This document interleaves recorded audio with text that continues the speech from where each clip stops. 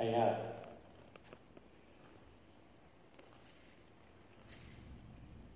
Ayan told me this story in her living room in Mankato.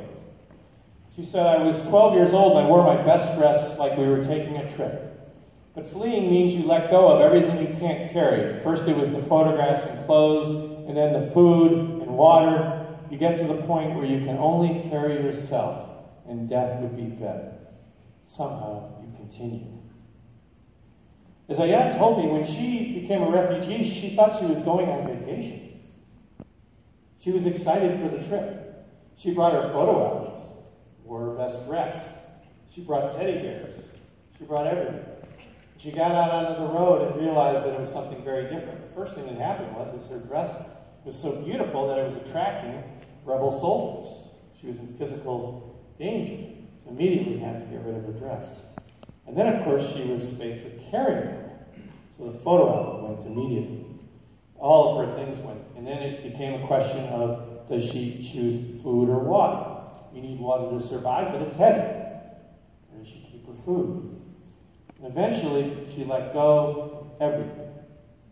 And that all she could do was try to keep walking. And as she said, it was better, it would have been, she felt like it would have been better to die, but somehow she kept going. She also told me she was carrying her niece, and she and many other people are faced with that dreadful decision of when and if you can put a child down, if you can't carry them. This is Mohammed. Before the war, I had a good life and a good job. One day I received a letter at the door with a bullet. Get out, Sunni, from this holy place. You have 72 hours to leave the country. I fled with my family and left behind everything I owned. Mohammed was a very wealthy man. He had a business. He was very successful, and he had to leave it, every one of it.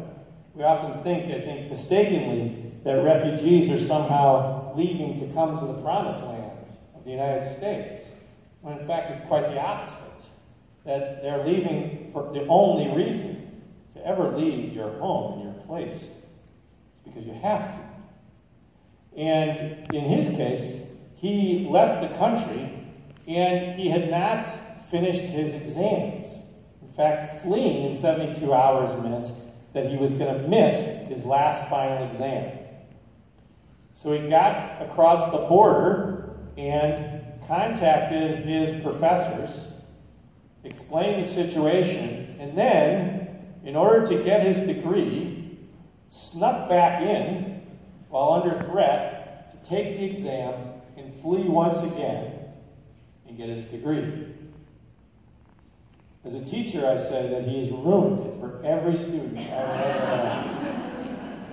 There's no excuse now that has ever going to work.